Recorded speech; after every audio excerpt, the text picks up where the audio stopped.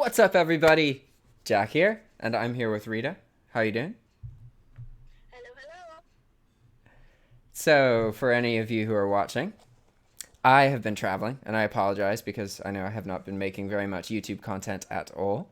But my one of my closest friends was getting married, so it was a good reason to come out. And this was the first time I went to a wedding where I actually played a big role in the life of the person getting married. Normally, I was just like the boyfriend of some sister or like random cousin, this kind of situation. So for me, it was the first time, like, really, I was part of the wedding party, being involved, and it was super cool. Definitely really interesting. It's a bit funny because the people I live with, when I tell them, hey, my friend's getting married, they're like, why? Why is he doing that? Who's he marrying? Why does she want to marry him? Like they're very much not very supportive of marriage, at least the people I live with. So it's kind of funny.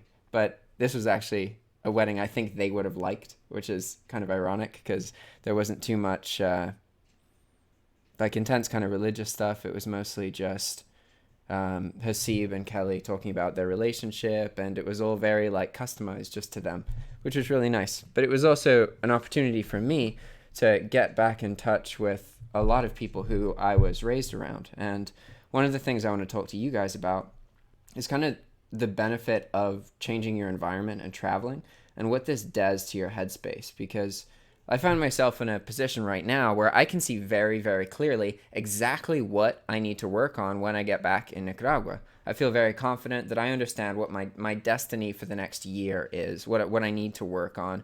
It's all very clear to me. I understand exactly what problems I need to tackle. I see how I can make a product that fixes these problems that other people have already communicated to me. And it all seems very clear.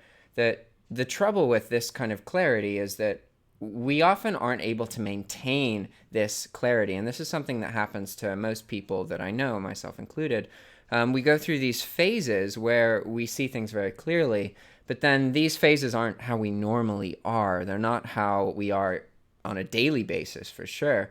So we find that, maybe in a month, every couple weekends, we're like, oh, this is what it is. This is what's going to help me. I feel it. It feels real, right? But then that often passes away, that feeling, and it's tricky being able to understand why is it that sometimes we feel so clear about what we need to do, and why is it that most of the time we don't feel that way. Why can't we feel that way most often, right?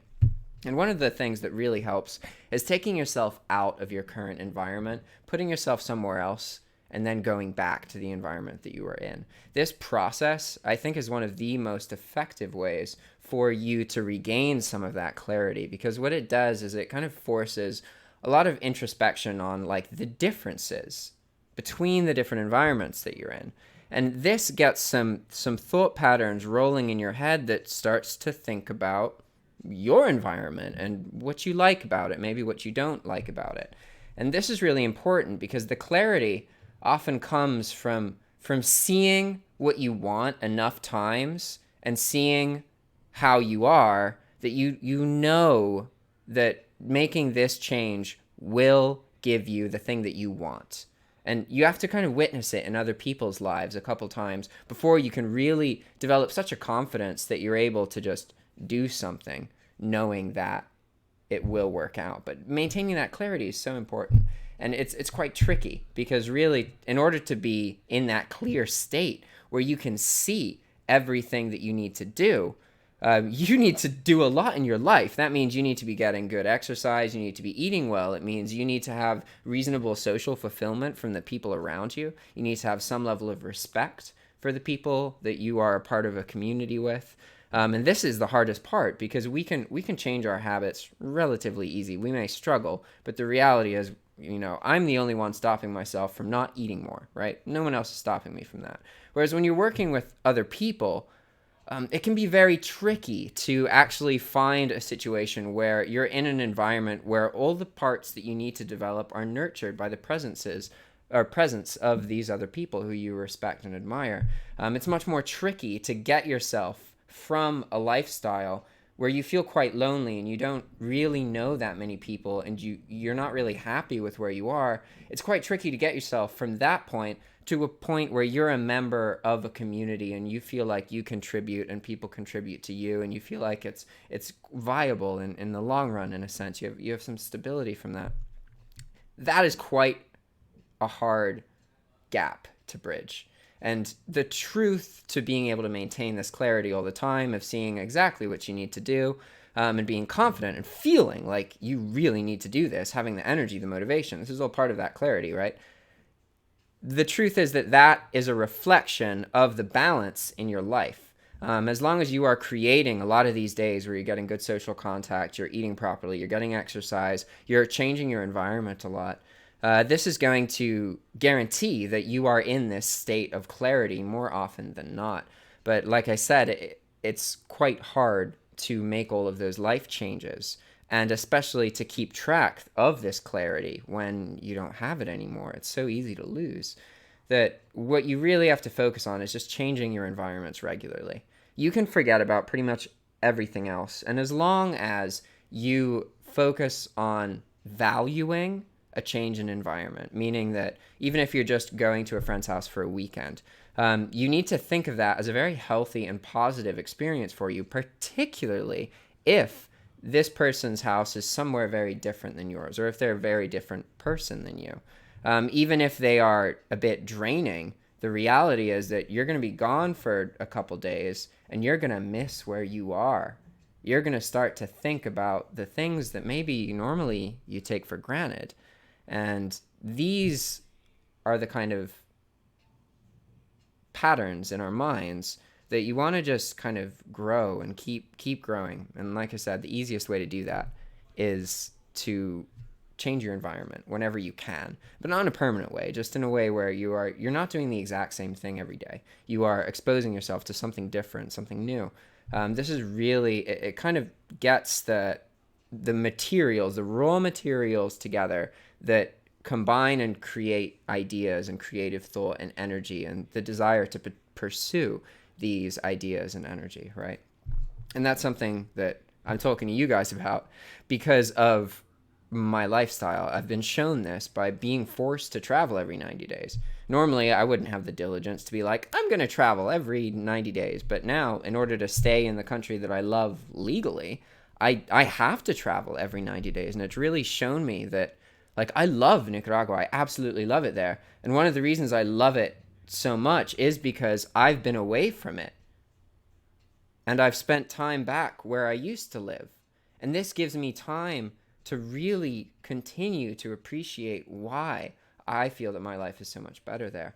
And it's been a really interesting experience for me, especially seeing all these people that I used to know and seeing how they are now, what they've been through. It's been a year since I've even seen most of these people. So times change, you know. A year could be more than 2% of our life. Hey, Bray. How's it going? What's up? What's up?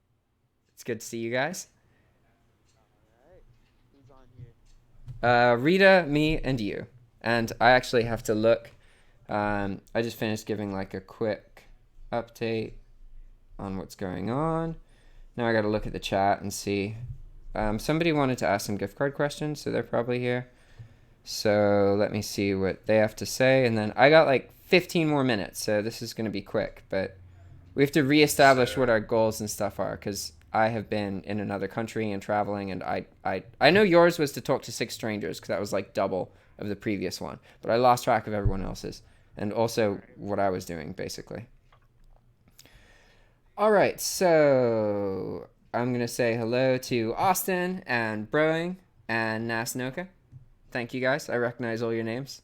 Always happy to... There we go. You got it down pat. Yeah, always happy to see the regulars. If you guys want to ask any questions, so far everybody's just said hello. So if any of you have any questions, just ask in the chat. I'm looking at it on my phone, and we got like 15 minutes. So now we're going to move on to the others and see what they've been up to. So either one of you want to start? I guess Bray, Rita unmuted herself. All right, there you go. What's up, Rita? I didn't know that meant it was my turn. I just was unmuting just in case. Anyway, I'm Rita, and I'm dog sitter life, and I really like what you said about change your environment. I just moved a couple of weeks ago. Um, I don't think these are my best people, but they're my better people that I was with the last last roommate situation. But it's definitely given me some clarity. It's allowed me to move some material things out of my life that it wasn't using, and also some eBay things that I wasn't going to sell. Although, sadly, one of them, I got rid of something and I forgot to remove it off Poshmark, and wouldn't you believe, like a week later, someone offers me $50 for it. So that was kind of like, that kind of like is the negative reinforcement that I didn't need. You know, it makes you not want to throw things away. So that's just being honest. That just make, you know, it's just me being honest. I was like, oh, okay. So anyway, but it's done, and you know, but I'm sort of, as I was listening to you, Jack, I was thinking about, I was sort of trying, I'm been sort of trying to assimilate myself with these roommates, but I don't know. I think I just should do my own thing, because they just watch sports and drink beer, and they're nice, and we have dinner together, so that's an improvement over the last place. But I think maybe I just need to do my own thing and not worry about what they're doing. It's It's not really. it's a lot easier to meet like-minded people online than in person. In person, it's hard, like super hard. It is. It really is. So you know, but I'm really happy about some of the changes I made, and you know, I have a little bit of clarity because cleaning some things up. You know, I know it's a little thing, but it really does give you a lot of peace of mind when you are more organized and you Yeah, only have the things you need in your life. yeah. So People I'm happy about that. people talk about cleaning like it's like cleaning actually makes you feel more organized. It's important to understand why, because that is true. It does cause your mind to be calmer, but it's not so much that the environment necessarily makes you feel chaotic, even if there's a lot of items. That does happen to a lot of people. Like if I walk into a messy room, I do feel a bit stressed, but it's more important to understand that that mentality is looking at it from like this is the state of how things are right now. I can fix them, and it can be kind of stressful. Whereas really the reason that cleaning more regularly can help you feel like you're more organized and more in control is because life isn't about just a given moment. Life is a long, ongoing process of adding things, things getting damaged, fixing them, cleaning them. It's a maintenance. And your ability to maintain your environment is a direct reflection of your ability to maintain the things that you need in your life.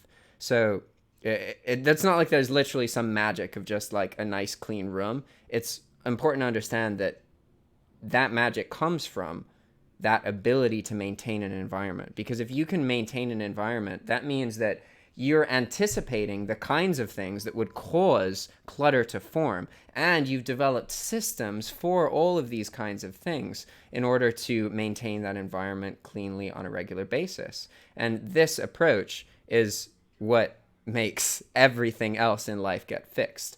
So when you are building momentum and cleaning, maybe you think that it's not relevant to your work or whatever, but it literally is the foundation of what you need to put yourself in a position where you can make the best business decisions possible. So I encourage you to think that way and focus a lot on that specific part of being able to maintain your environment, because like you say, it'll make you feel great.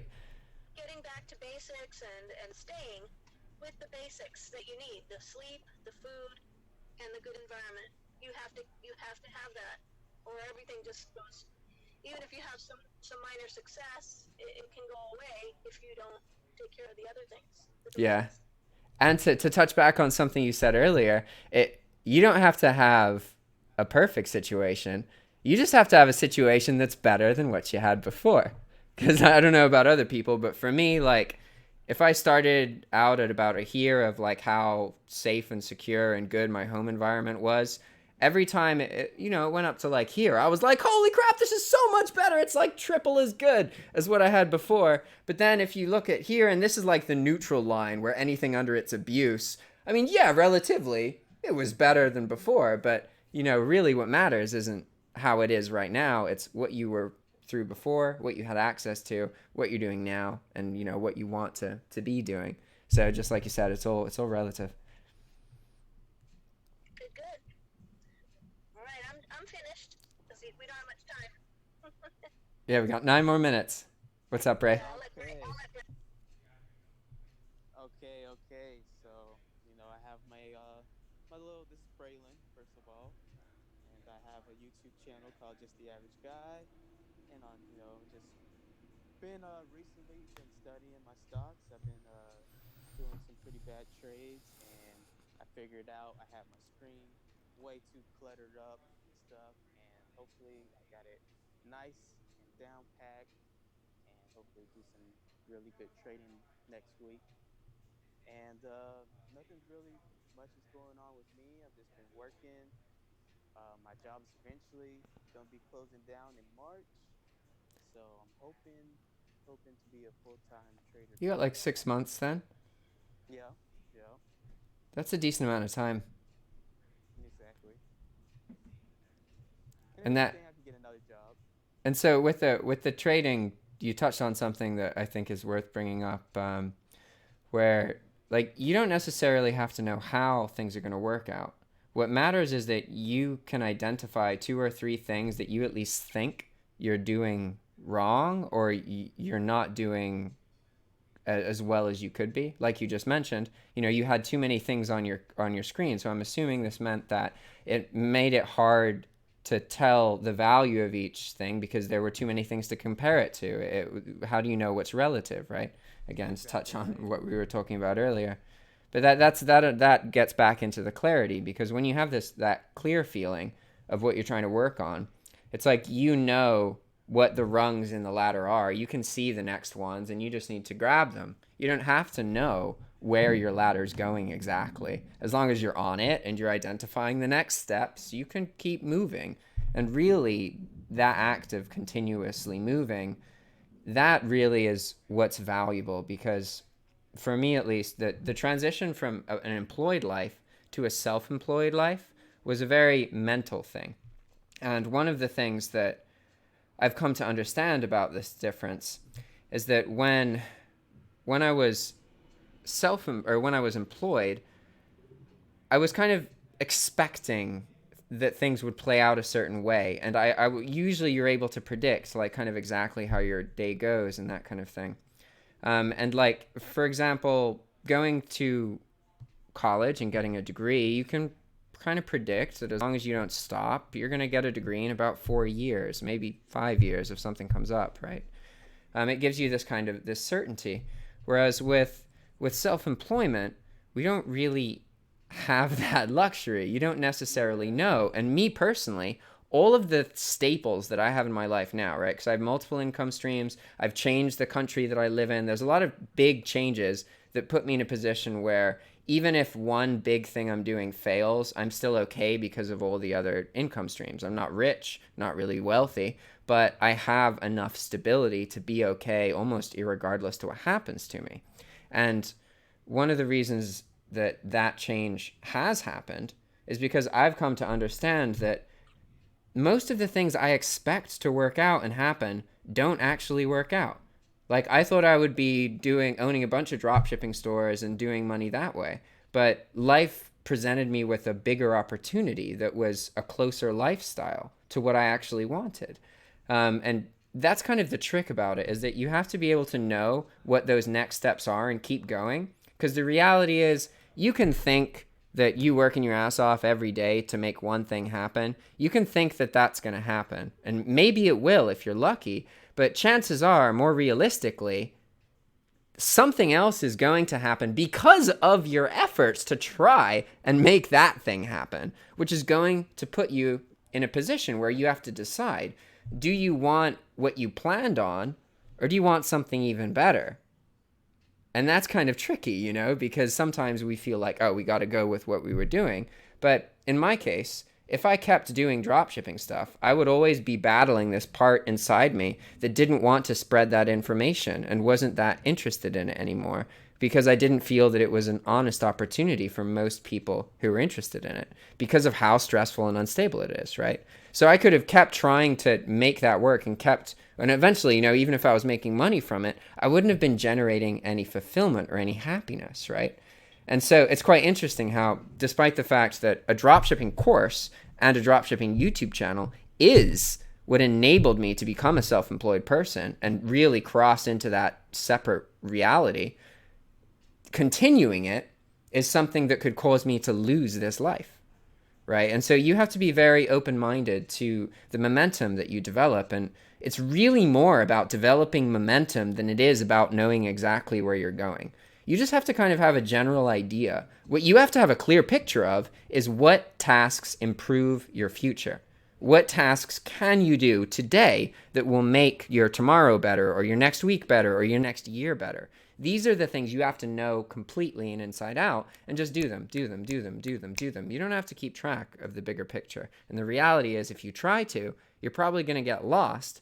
And the reality is that momentum, that is what creates everything that you want. So that's what should be focused on, And that's something that I've been able to come to understand, and it's enabled me to work more effectively and to increase kind of the quality of the work that I'm doing, because I'm more patient with myself now, and I understand I may change my mind. I may want to do something else. And the reality is I got to try and do stuff so that I can get to that point.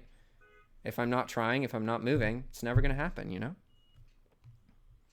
That's very nice. Yes, sir. Man, that was good. You know how to bring it all together and make it make great sense. Well, I'm glad you think so. I'm sure there's plenty of people who are like, what's Jack rambling on about? Especially with these live streams, because, like, people join them, but maybe 5 minutes in, maybe 10 minutes in. And, like, in order to actually make sure all of your participants know what you're talking about, you have to say it, like, the same thing, like, 6 times.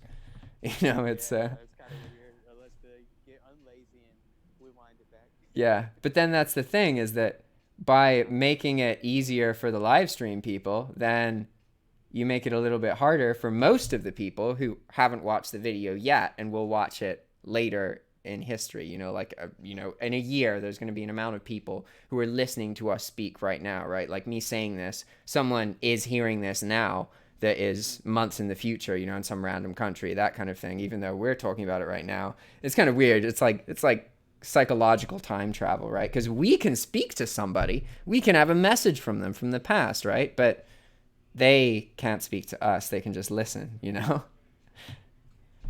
is interesting. That's like a transfer of energy in a way.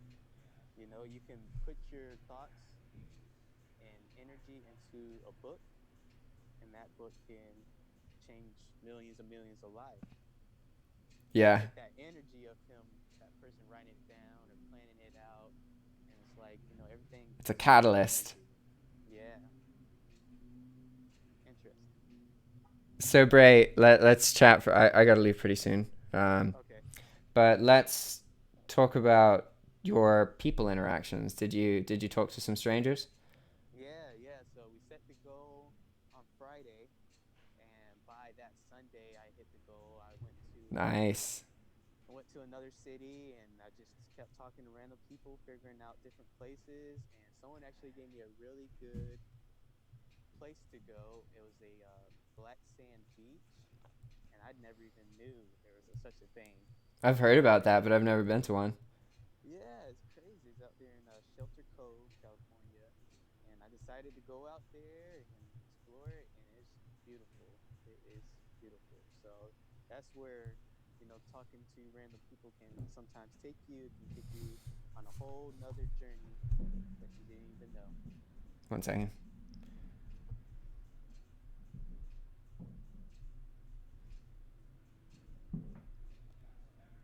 I was just responding to a chat. Okay. So, were there any in particular that like stood out? There was a couple. There was a couple I met at a casino. Decided to go to a casino, and I decided to sit next to him while I was waiting on my pizza. And I was just talking to him, and it just made me realize because he the lady that she was with, she was, kind of timid, and you could tell she was very to herself, and not like a social person like me and him was. He was a very social person and extroverted with it, but she felt the need to have to tell me something, because we was on a specific topic about what she was kind of knowledgeable about. She grew up in San Francisco, Yeah. and she knew about the industry She over saw her there. door.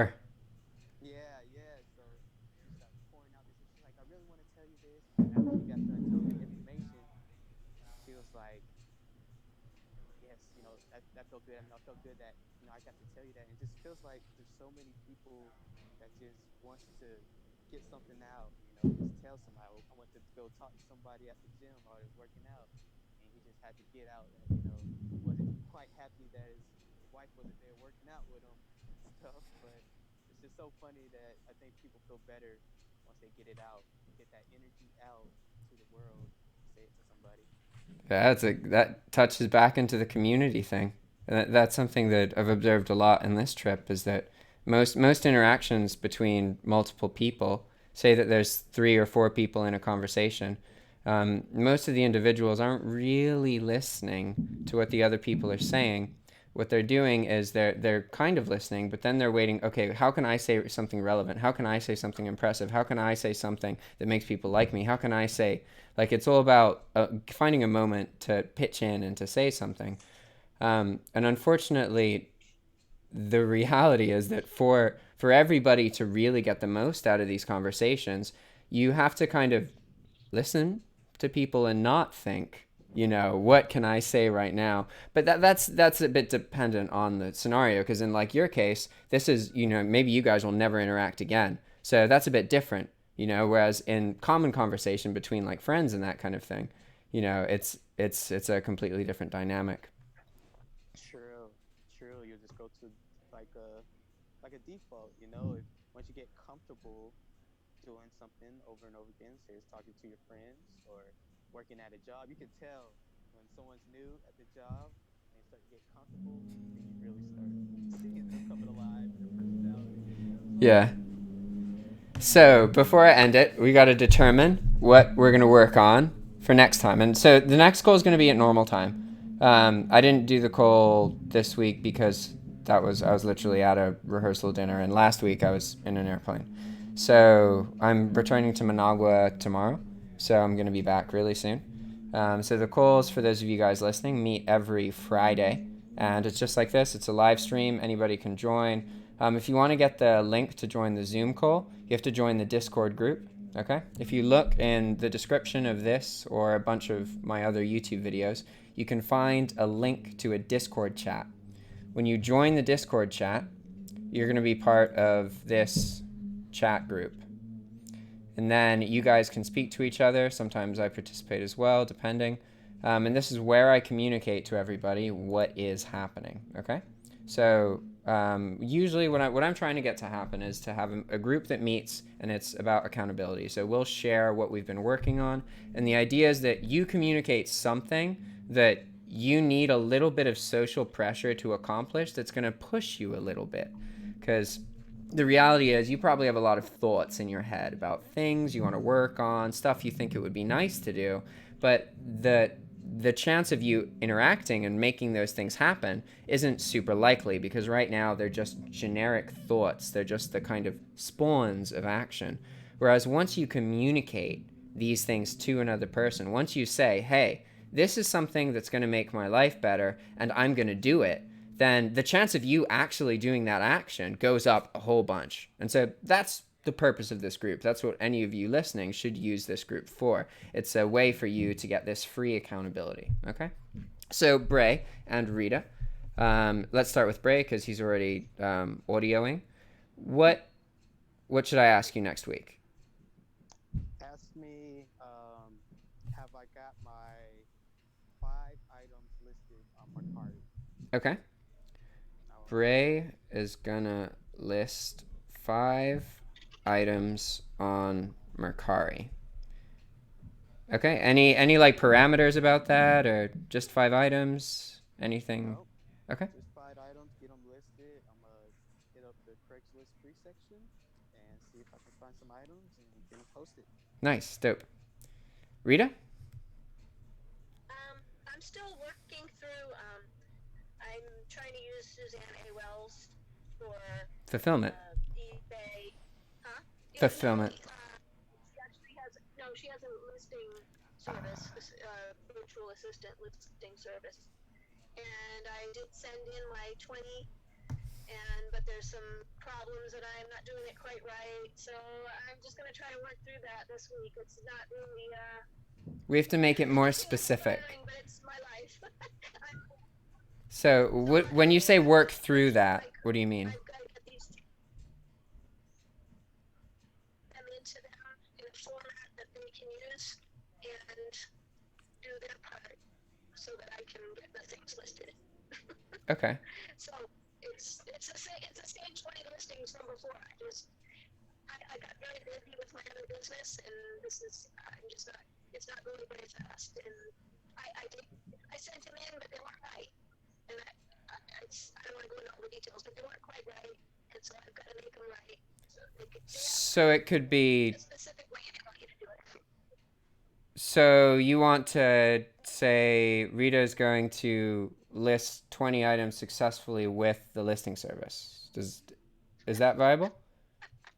Okay. Yes. Okay.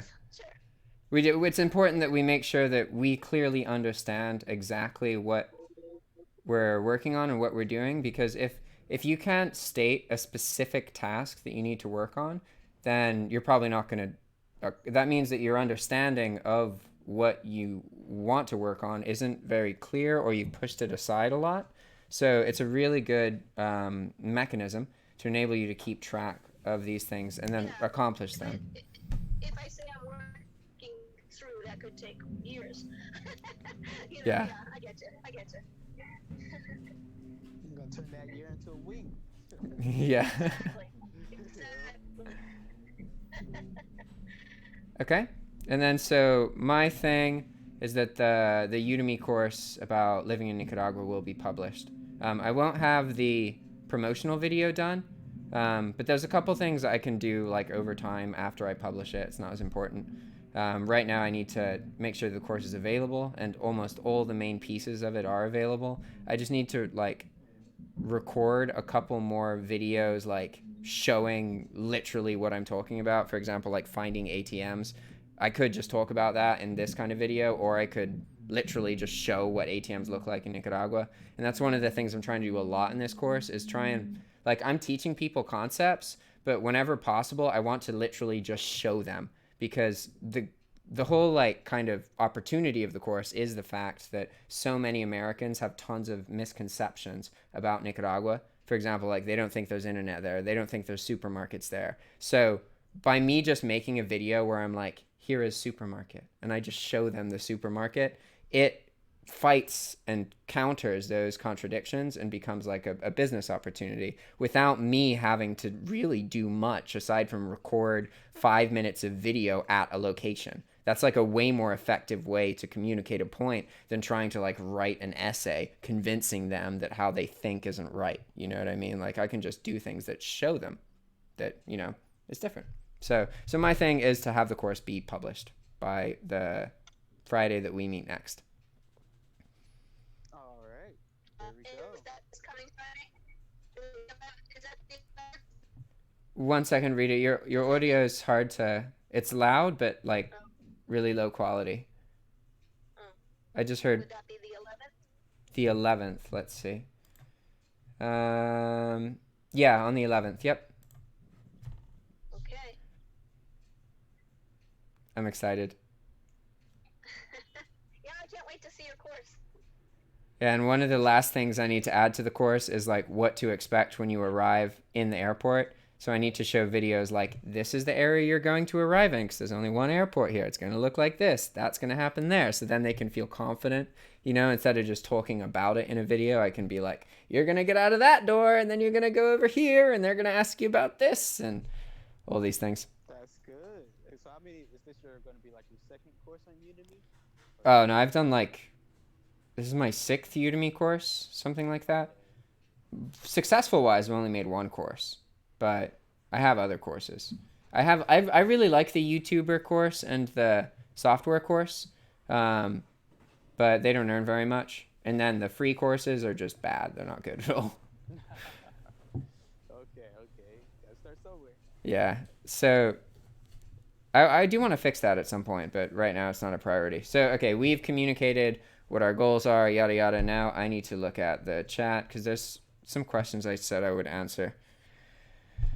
Okay, so MT says, hello, hey. Mohammed says, can we do bulk listing from Walmart to eBay in Canada? Does Walmart Canada and the other big box like Lowe's and Home Depot allow drop shipping with the eBay Canada?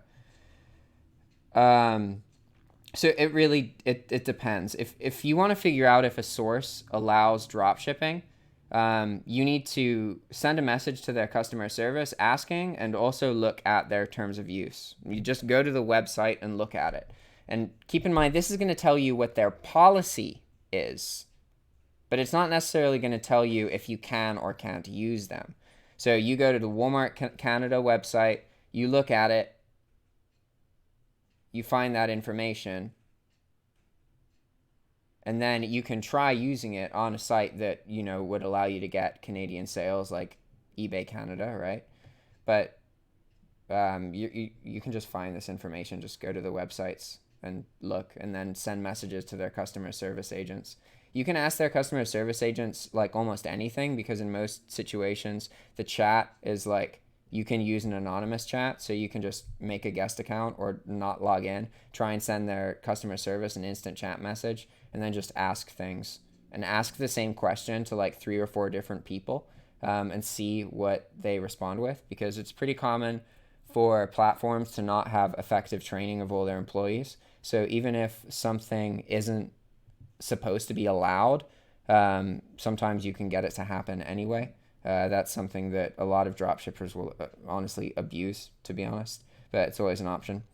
So then Mohammed said, also, please advise about listing best software. What about Shopmaster? So with the softwares, it's not so much about what is the best software, what isn't. You have to understand that you're in this scene where people have had plenty of time to develop software solutions. So there's a lot of solutions that basically do the same thing. It's kind of more about what group you're part of and what they use, because it's not about you using the best software. It's about you getting the most exposure to as many other drop shippers as possible, because this increases the chance that you develop better and develop profitable strategies. So the mentality that there is some perfect software that is the best that will just fix all your problems, that isn't going to help you out. You need to adopt a mentality of like, okay, how can I dropship in a way where I'm around other people? We are communicating about our dropshipping. We're trying different things. If I have access to a platform that other people I know are using, it usually makes more sense to also use that platform, especially if you're getting actual social interaction out of it, or you have like an affiliate link for the platform, or you're making YouTube content. It really is a very competitive scene, so it's not as simple as just finding the best software. And a lot of these softwares have limitations. They have limitations like they can't list on eBay Canada, or they can't list on this, or they can't use this source. So it's not just about like finding the best, but in some situations it might be about finding the best based on what source you want to use, because maybe you're just picking the software, maybe you've already picked the source you want, then you want to go with a software that works with your source, right? But maybe you're more invested in the software, so you don't care if it doesn't work with that supplier. You'll just use a different supplier. It really depends, but that's another thing to keep in mind, is that some softwares work with other marketplaces, whereas others don't. Also, nowadays, with how competitive things are, there's a lot of platforms that allow a lot of cross-posting. So you can create your listing in the software, and then it's on eBay, it's on Amazon, it's on a Shopify store, all of this stuff. But that's kind of complex, honestly. Like you want to start off focusing on one thing until you really understand the e-commerce scene pretty well. And you don't have to have earned much money from the e-commerce scene, but like you need to understand the differences between the different tools. You need to easily be able to communicate what dropshipping is to somebody. You need to be able to explain why Shopify is different than dropshipping on Amazon and eBay. And you need to be able to explain why it's harder to start dropshipping on Amazon versus to start dropshipping on eBay. These are all questions you should be able to answer just like that. And you don't need to earn a bunch of money to answer those questions. You just need to expose yourself to a lot of information and keep going, okay? So let's see. One Fedora says, I'm pretty sure this question won't be noticed by the host, but any inputs from the community is welcome. I've seen Jack's videos about the big data dump from Chinese dropshipping websites to eBay, Walmart. Now, the big issue with that isn't really automation more than elevating the account limitations. How do we deal with that? So this question is talking about account limits on eBay. For those of you guys who are listening, account limits on eBay have two main limits. There's the dollar limit and then there's the quantity limit. These limits determine how many items you can have posted at any given point. The way that I used to dropship was very abusive of limits. So like normally if you have an eBay account that has like $1 million limit, you can post essentially anything that you want. Whereas when when I was dropshipping the way that I was, my sell-through rate was like 0.6%, right? So in order to get money out of such a low sell-through rate, you have to have so many listings. So getting a big account is absolutely a major obstacle to that approach. But that's actually not the biggest approach. That approach shouldn't be used in the US marketplace. It should be used in the French marketplace or the US marketplace or a country where the eBay marketplace has an unlimited anchor store. I want you guys to understand, like what I was doing in the US marketplace, that basically just got me YouTube videos that were prolific and a bunch of data and really well networked, but it wasn't profitable for me. Like I earned a little bit of money, but not enough to validate all the stress and time, right? However, that same exact model, even say that it only worked for a year or two in the French marketplace or the UK marketplace, they are ludicrously more profitable because you're not paying all of those insertion fees. When I had 100,000 listings, I was paying $5,000 a month in insertion fees alone. When you have 100,000 listings in an eBay France or eBay UK store, you pay £350. Understand that that is less than 10% of what I paid. If I had done what I did, literally identically, but in a different marketplace, I would have earned over $40,000 more than I did.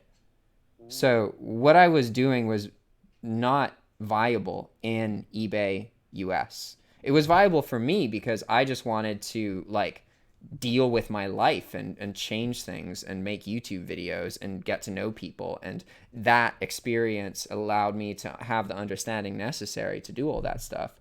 But you can't just bulk post the way that I was doing that. It's not good. So that's one reason, like, you're talking about account limits, and I understand that you want to just be able to just post a bunch of items and see what happens and then get money straight away.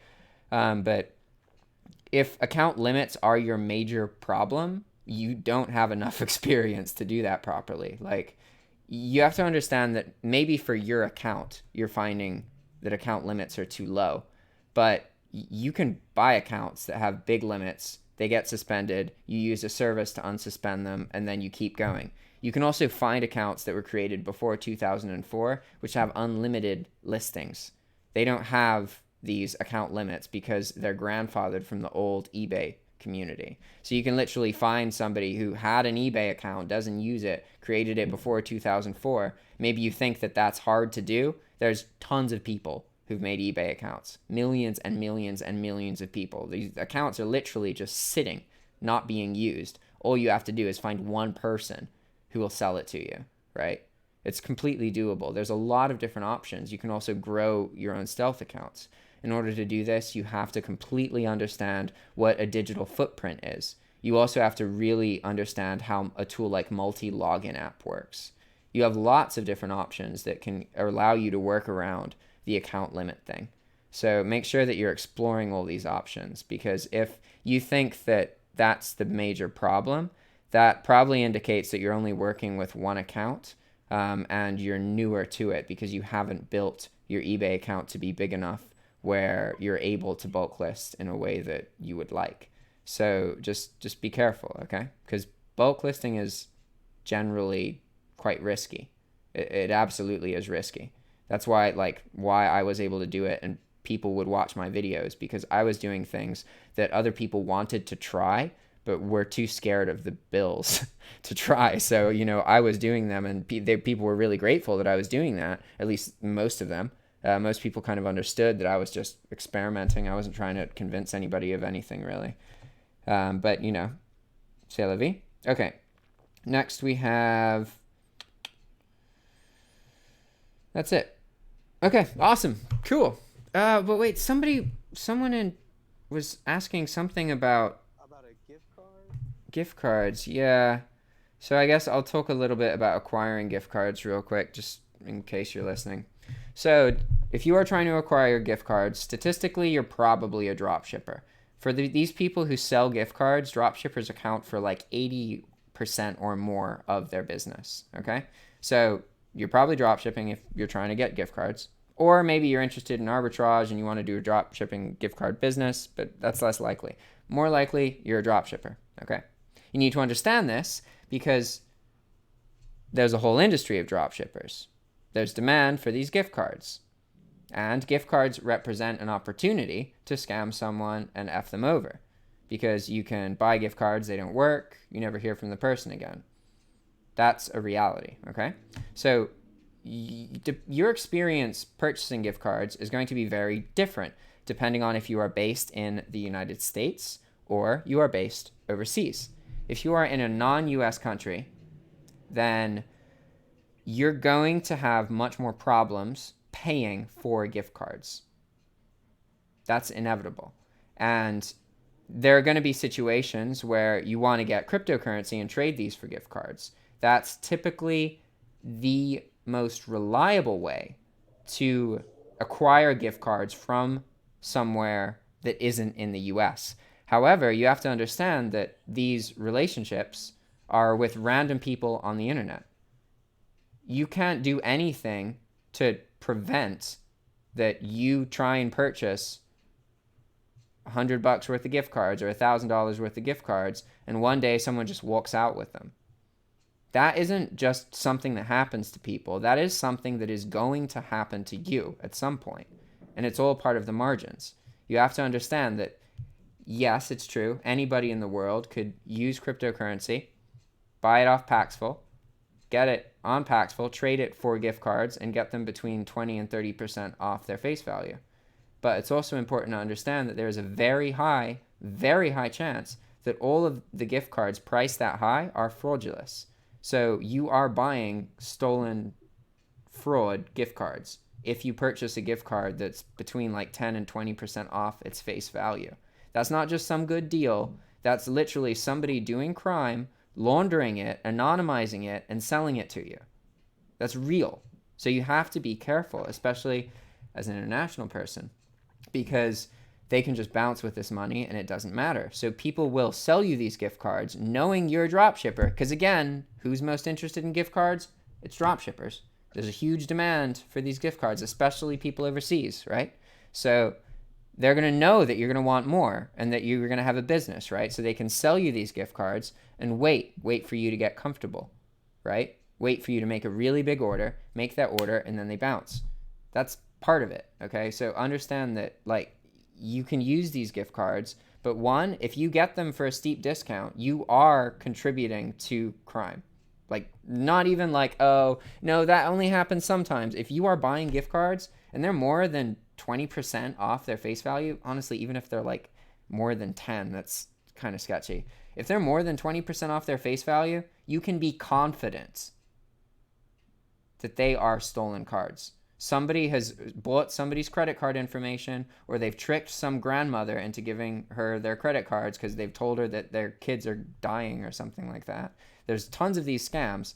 They get fraudulent information, they purchase these cards, and then they sell them as cheap as possible to sell them super quick. So you're contributing to that if you are relying on these. So you have to be careful. Not all gift card providers are like that, but understand that a lot of them sell you these gift cards. Maybe they sell them between 2 and 6%. That's an honest rate, but that doesn't mean that they're getting them from an honest place. They may tell you, but again, this is the internet. You can and will meet some of the most talented and the shittiest people in the world here on the internet. So you have to be really careful. Okay? I hope this has answered some of your questions. Like I mentioned, if you're over in the US, then it's a bit easier to get gift cards because you can just pay. Whereas if you are in a foreign country, it's harder because most of these gift card marketplaces won't accept your bank details and that kind of thing. So typically you have to trade for cryptocurrency. And there's two problems here when you are doing the cryptocurrency thing from an underdeveloped country. One, in some underdeveloped countries, cryptocurrency is illegal, so you're committing a crime. Morocco is an example of this. If you're trading cryptocurrency, you are breaking Moroccan law. So it's different than if you're in Nicaragua. Cost of living are low, pretty similar situations. But in Nicaragua, there's no legislation about cryptocurrency. It's not made illegal. In Morocco, it is made illegal, okay? So keep that in mind. That's the first opportunity for problems. Second opportunity for problems is that you need to acquire the Bitcoin so that you can trade the Bitcoin for the cryptocurrency, for the gift cards. Typically, people in third world countries, I shouldn't say third world because that's not actually true. People in less developed countries have higher fees to purchase cryptocurrency. So maybe somebody in the US can purchase cryptocurrency for like 3%, right? They spend $100, they want $100 worth of crypto coin, they get like 97, okay? Somebody in a developing country probably won't be able to use that main platform that the person uses because the fees are too high. So they have to use alternative ones. The fees are too high for the platform to even allow the trade to happen. So you have these alternative platforms that come up. And on these alternative platforms for the internationals, they are ridiculously high. We're talking about like 20 to 30% transaction fee. You try and buy $100 worth of cryptocurrency with your currency, and then you end up with 70% of that. You end up with $70 of it, right? Incredibly expensive fees. So as an international, your kind of only option is to develop relationships with individuals who have US identities or companies, pay them through PayPal in return for the cryptocurrency. Because basically what they're doing is they're receiving your money in PayPal and then they're sending you cryptocurrency in return, but really they're just going and buying it within their US identity because they don't have to pay that high fee that you have to pay. The problem with this is at scale. Finding a lot of gift cards from this, there's a big picture. There's a really big picture here, and fraud is something that like really causes a lot of problems for places like PayPal. So even if you're doing this, like you are selling these gift cards to these international people, that is placing a lot of pressure on your PayPal account because PayPal can see you're receiving all of this money from these unverified places in foreign countries where dropshipping is really common. Like they can figure out that exactly what you're doing, and if you keep doing it to a certain point, it can become kind of risky and you can lose your PayPal account. So you have to be pretty careful. But that's the second point, that you have a place of risk where, okay, first off, it may not be okay legally for you to acquire cryptocurrency in the first place. If it is, then you can acquire it, but you have such high fees that you have to acquire it from somebody personally through a website like Paxful. And the way this works is you look and you find a listing and they're like, yo, I'm accepting cryptocurrency payments through PayPal. I charge 7% or whatever. They actually get it for like 3%. You know, they're just making money off your transaction. And most of the time they're going to honor it. Understand? There's also a bunch of people who are like, oh, they're doing well. Then one day, you know, whatever reason, they're about to be evicted. And they're like, oh, I could just bounce on this guy, never deal with him again. It's anonymous and I can pay my rent. They're probably going to pay their rent. And inevitably, you come into these situations. So then the third stage of this process of getting these gift cards, if you are an international and you're not based on the US, is once you've found one of these individuals who will accept PayPal and then you trade them, they'll then put currency into one of your wallets. The moment that you have cryptocurrency in a wallet, it doesn't matter what country you're in. you can now trade at really reduced rates. You can convert Ethereum to Bitcoin to whatever you want, and it's like you're in the US. You don't need to go through someone else anymore.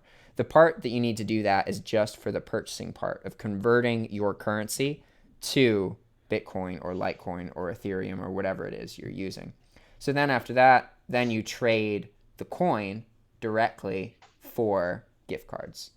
So depending on like where you are in that chain and what country you're in, sometimes you can skip it. Like you can literally just PayPal people for gift cards. You can have that kind of setup.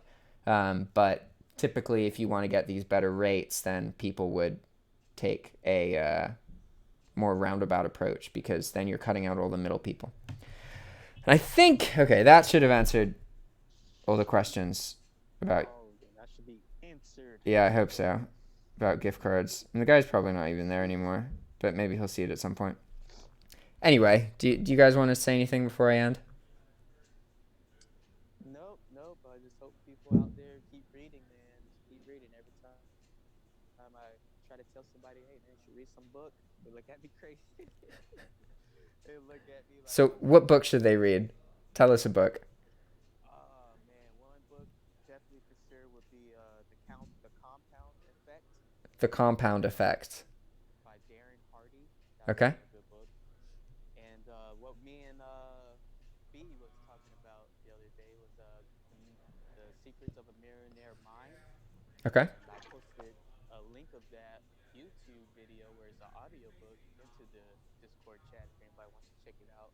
And that was very good. I listened to that and I was like, yo, that was very good. Awesome. I've been looking for some more books to check out. All right, guys. Oh, I'm going to end this now. All right. all right, man. See you guys next week. Bye. Bye.